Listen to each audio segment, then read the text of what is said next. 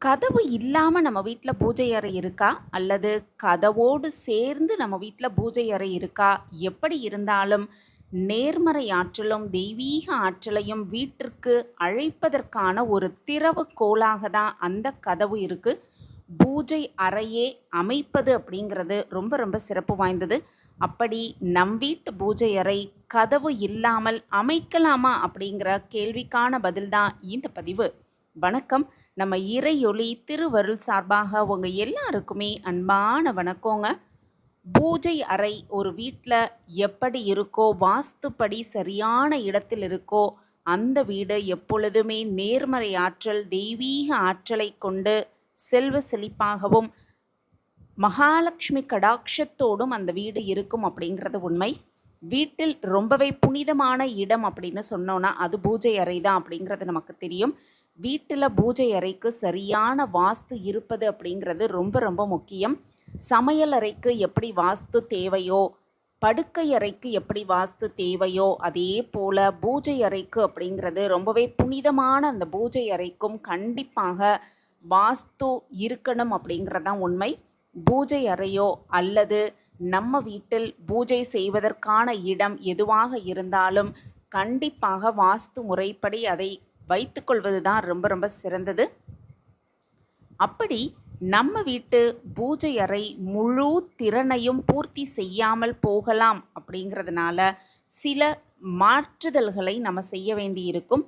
அப்படி பூஜை அறை அப்படிங்கிறது அறையாக இல்லாமல் ஷெல்ஃபில் நாங்கள் வச்சுக்கிட்டு இருக்கோம், சமையல் அறையில் வச்சுக்கிட்டு இருக்கோம். அப்படி எப்படியாக இருந்தாலும் சரி, அந்த பூஜை அறைக்கு கதவு இல்லாமல் வைக்கலாமா கூடாதா அப்படிங்கிறத இந்த பதிவில் நம்ம ஒவ்வொன்றா தெரிஞ்சுக்கலாம். வாஸ்து சாஸ்திரப்படி பார்த்தோன்னா பூஜை அறைகளின் இடம் அப்படிங்கிறது ரொம்பவே முக்கியத்துவம் வாய்ந்தது. பூஜை அறைக்கு விருப்பமான திசைகள்னு பார்த்தோன்னா வடகிழக்கு, கிழக்கு, அது மட்டுமல்ல வடக்கு அப்படின்னு சொல்கிறாங்க. இந்த திசைகள் நம்பிக்கைக்குரியவை. அது மட்டுமல்ல வீட்டில் வசிக்கும் எல்லா உறுப்பினர்களுக்கும் நல்ல அதிர்ஷ்டத்தை தரும் அப்படிங்கிறதுனால வீட்டில் பூஜை அறை கட்டும் பொழுது அப்படி கட்டவே இல்லை அப்படிங்கிறனாலும் ஷெல்ஃபில் தான் வச்சுக்கிட்டு இருந்தோம் அப்படின்னாலும் கண்டிப்பாக இதை உறுதிப்படுத்தி கொள்ளணும். அப்படி என்னென்ன விஷயம்னு பார்த்தோன்னா படிகட்டுக்கு அடியில் இல்லாமல் பார்த்து கொள்வது, பிரதான கதவுக்கு முன்பாக இல்லாமல் பார்த்து கொள்வது, கழிப்பறைக்கு அடுத்ததாக அல்லது கழிப்பறை அல்லது குளியல் அறையோடு சுவரை பகிர்ந்து கொள்வது, இந்த மாதிரி விஷயங்களை தவிர்த்து விடுவது ரொம்ப ரொம்ப நல்லது.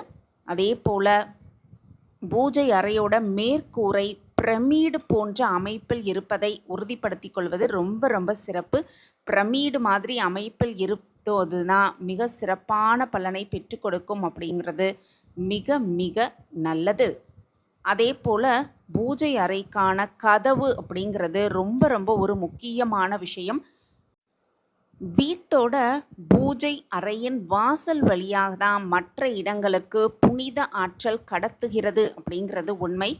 அது வாஸ்து வழிகாட்டுதலில் பூஜை அறையின் கதவு, அது மட்டுமல்ல நுழைவாயிலை முக்கியமானதாக சொல்லப்பட்டிருக்கு. முதல்ல பூஜை அறைக்கு ஒரு கதவு இருக்குதா அப்படிங்கிறத நம்ம உறுதிப்படுத்தி கொள்ளணும். கதவு அப்படிங்கிறது கண்டிப்பாக வைக்க வேண்டிய ஒரு விஷயம். அது அறையாக இருந்தாலும் சரி அல்லது ஷெல்ஃபில் தான் வச்சுக்கிட்டு இருக்கோம் அப்படின்னாலும் கண்டிப்பாக பூஜை அறைக்கு ஒரு கதவோ அல்லது மறைவோ இருப்பது அப்படிங்கிறது தான் ரொம்ப ரொம்ப சிறப்பு வாய்ந்தது. கதவு இல்லாத ஒரு பூஜை அறை அப்படிங்கிறது, மறைவு இல்லாத ஒரு பூஜை அறை அப்படிங்கிறது வீட்டின் மற்ற அறைகளை போன்றது அப்படின்னும் புனிதமானது கிடையாது அப்படின்னும் சொல்லப்பட்டிருக்கு. இறைவன் அவர்களுடைய இடத்திற்கு தகுதியானவர் அப்படிங்கிறத நம்ம உணர்ந்து கதவுகளை தேர்ந்தெடுக்கும் பொழுது நிச்சயமாக பூஜை அறைக்கு அப்படிங்கிறது தனியாக ஒரு கதவை தேர்ந்தெடுக்கணும். அதிலும் குறிப்பாக கதவு அப்படிங்கிறது மரத்தை முதன்மை பொருளாக தேர்ந்தெடுத்து வடிவமைப்பில் 2 ஷட்டர்கள் இருக்குமாறு பார்த்து கொள்வது ரொம்ப ரொம்ப சிறப்பு.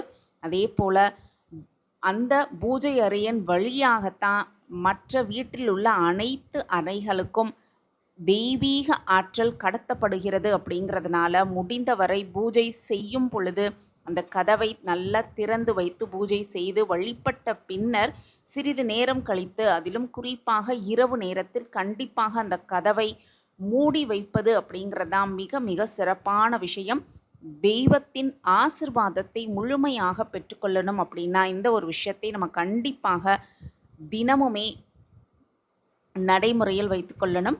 பூஜை அறை வாஸ்துப்படி அந்த பகுதியில் குப்பை சேர்வதை தவிர்த்து விடுவது ரொம்ப ரொம்ப நல்லது. அதே போல் குப்பை தொட்டி வைப்பதையும் தவிர்த்து விடவும், முடிந்தவரை தண்ணீர் சேகரிக்க செப்பு பாத்திரங்களை வைப்பது அப்படிங்கிறது ரொம்ப ரொம்ப ஒரு சிறப்பு வாய்ந்த விஷயமா பார்க்கப்படுது.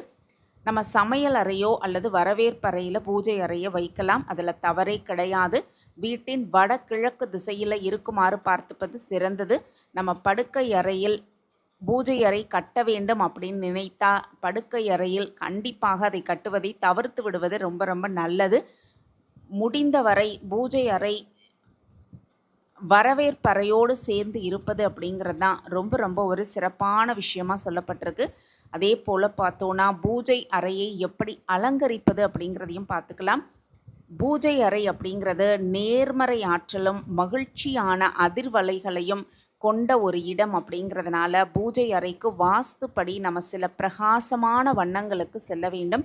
பூஜை அறையின் சுவரின் நிறத்தை மகிழ்ச்சியான நிறமான மஞ்சள், ஆரஞ்சு, இதமான பச்சை நிறம் இந்த மாதிரி வண்ணங்களை பயன்படுத்தி அழகுபடுத்துவது அப்படிங்கிறது ரொம்பவே சிறப்பு வாய்ந்தது. அதே போல் பூஜை அறையை அந்த இடத்தின் ஆயுளை அதிகரிக்க செய்யும் அப்படிங்கிறதுனால பூஜை அறைக்கு டைல்ஸ் தேர்வு செய்வது ரொம்ப ரொம்ப சிறப்பு. அதே போல் தேவையில்லாத அலங்கார பொருட்களை வைத்து பூஜை அறையை அலங்கரிப்பது அப்படிங்கிறது தவிர்த்து விடுவது ரொம்ப ரொம்ப நல்லது. நறுமணம் மிக்க மலர்களை கொண்டு பூஜை அறையை அலங்காரம் செய்வது தான் ரொம்பவே சிறப்பு வாய்ந்தது. அதே போல் பூஜை அறை அப்படிங்கிறது எப்பவுமே சுத்தமாக வைத்துக்கொள்வது ரொம்ப ரொம்ப சிறப்பு. பூஜை அறையில் தூப குச்சிகள், தூபம் இந்த மாதிரி பூஜை அறையை அசுத்தம் இல்லாமல் வைத்திருப்பது மிக மிக ஒரு தவறான விஷயம். இடம் அப்படிங்கிறது சுத்தமாக இருக்க வேண்டும் அப்படின்னும் ஒழுங்கீனம் இல்லாமல் இருக்க வேண்டும் அப்படின்னும் சொல்லப்பட்டிருக்கு. அதே போல் பூஜை அறையில் சில பொருட்களை வைப்பதை தவிர்த்து விடுவது ரொம்ப ரொம்ப நல்லது. பழுதடைந்த பூக்கள், உடைந்த சிலைகள், முன்னோர்களோட படங்கள் இந்த மாதிரி விஷயங்களை பூஜை அறையில் வைப்பதை தவிர்த்து விட்டு நம் பூஜை அறைக்கு கண்டிப்பாக கதவு வைத்து இறைவனுக்கு அப்படிங்கிற ஒரு தனி அங்கீகாரம் கொடுத்து நம் வாழ்வில் சகல சௌபாக்கியத்தையும் பெற்றுக்கொண்டு வளமாகவும் நலமாகவும் வாழலாம். இந்த பதிவு உங்களுக்கு பயனுள்ள பதிவாக இருக்கும் அப்படின்னு நான் நம்புகிறேன். நம்ம சேனலை நீங்கள் ரொம்ப ரொம்ப ஆதரவு கொடுத்துக்கிட்டு வரீங்க, எனக்கு ரொம்ப ரொம்ப சந்தோஷம். உங்கள் ஆதரவு மென்மேலும் கிடச்சிக்கிட்டே இருக்கும் அப்படிங்கிற நம்பிக்கையோட மீண்டும் ஒரு புதிய பதிவில் பார்க்கலாம். இந்த பதிவு உங்களுக்கு பிடிச்சிருந்ததுன்னா லைக் பண்ணுங்கள், ஷேர் பண்ணுங்கள், அப்படியே ஒரு கமெண்ட்டையும் போட்டுருங்க. உங்கள் கமெண்ட் தான் மிகப்பெரிய ஒரு ஊக்கமாகவே இருக்கும். மீண்டும் ஒரு புதிய பதிவில் பார்க்கலாம். நன்றி, வணக்கம்.